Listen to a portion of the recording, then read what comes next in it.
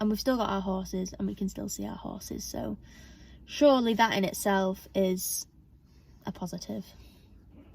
So yeah, I'm gonna go home.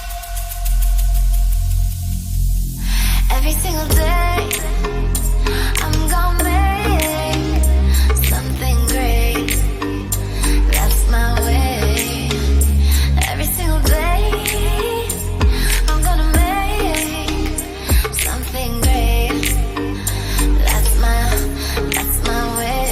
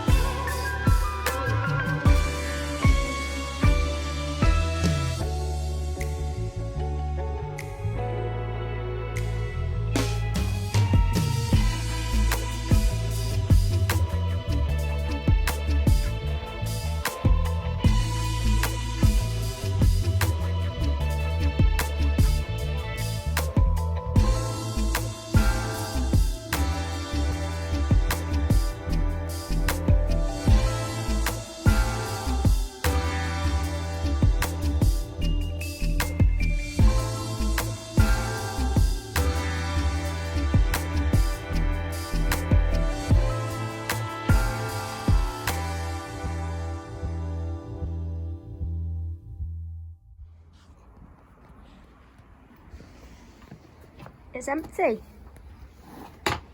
Let's fill it up.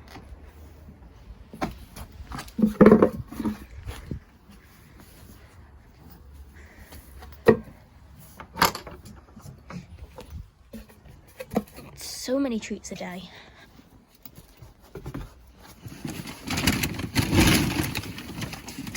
Get back. Get back. You wait.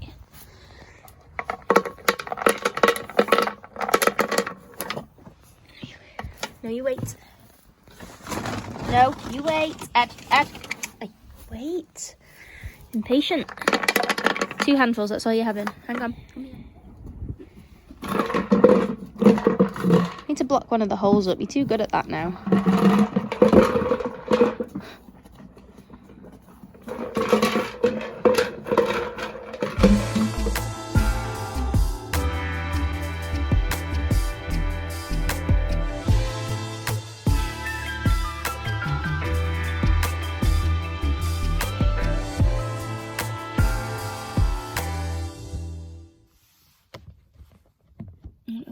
Find a place for this to stay before I started videoing. There we go, we're up.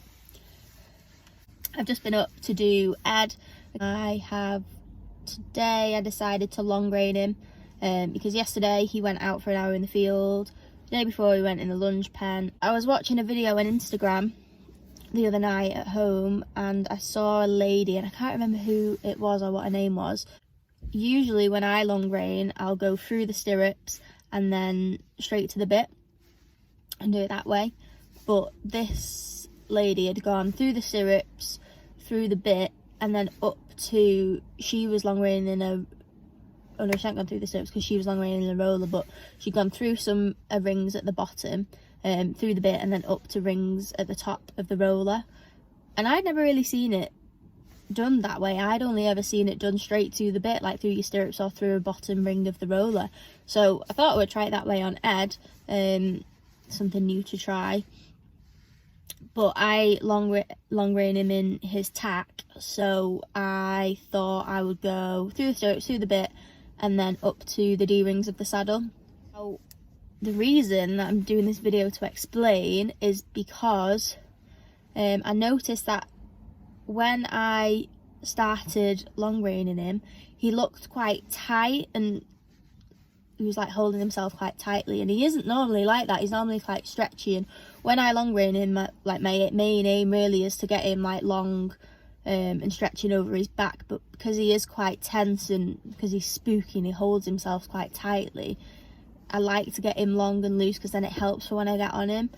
And he was quite tight. So anyway, I just carried on, got him trotting. He wasn't really trotting forward because he was like holding himself quite tightly, so gave him a little bit of a canter. And then once he'd had a canter, he did start to loosen up a little bit, and it was working him well.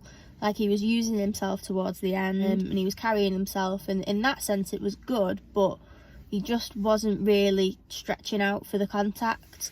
So I thought, well, I'll long rein him both ways. I'll long rein him the way that I normally do it as well, and I can take a video and see the difference.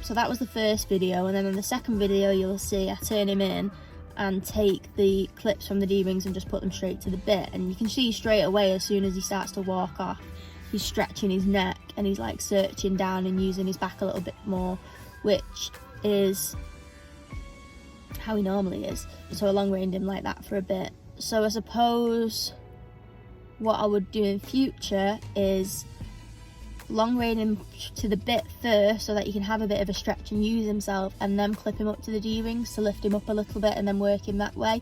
Because when he was pushing through from behind and using his back end a little bit more and engaging his back end a little bit more, he did look a lot better on the lunge. So it was good for that. So I would do it again. It was just I would probably let him stretch first a little bit more and then bring him up.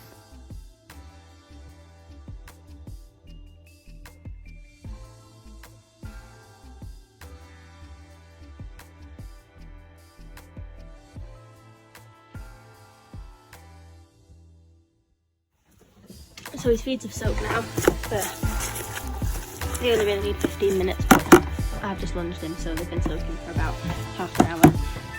This morning, there's tea, and then this one is just for his dinner, because if I leave him, he shouts unless I give him some feed, so it's just a little bit of alpha to keep him quiet. And then these two will just have a handful of alpha in each now.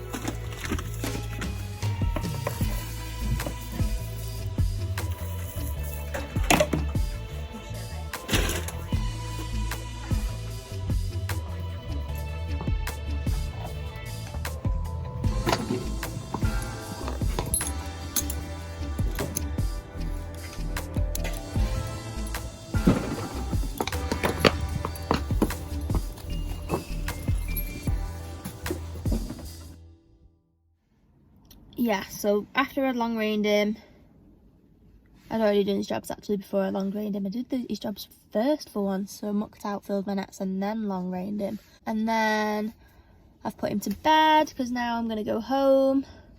So we're trying to spend as little time as possible on the yard so there isn't as many people up at a time. So basically go up, do your jobs, exercise your horse, leave, and then here I am sat in the car park.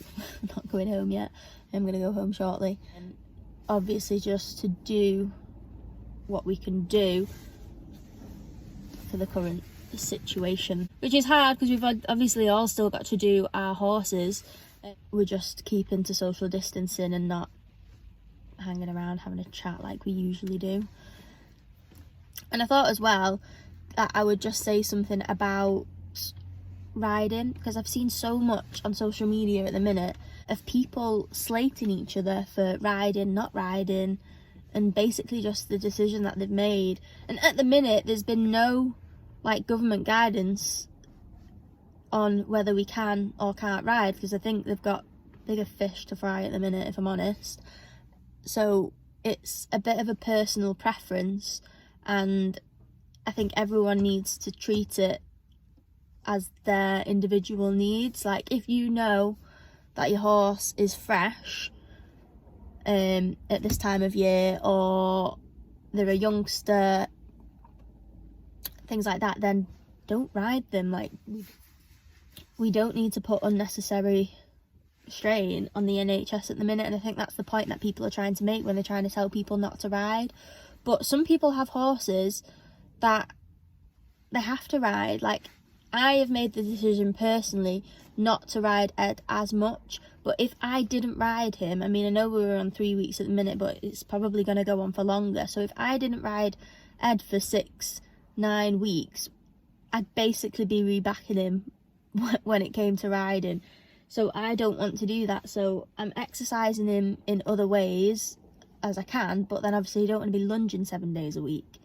So I'm trying to long rein 1, lunge twice, and that's it really. And the day that I long rein, I'll get on him. So I'll long rein him and then I'll jump on him for, even if it's just for 10 minutes, just to have a trot and a canter round. For him, that's better than me not being on his back.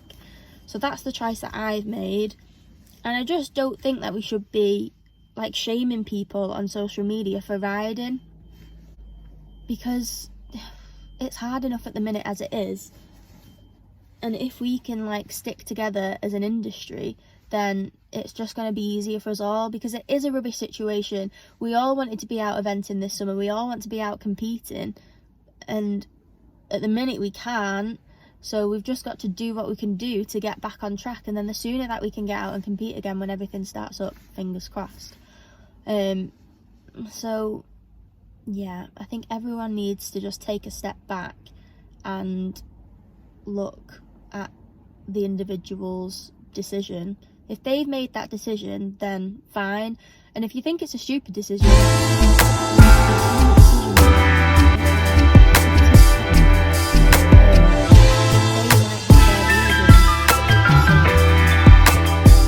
it's a difficult one, but I think we all need to pull together on social media and stop shaming each other for not doing what one person thinks is best and whatnot, and try and be positive and deal with what we've been given.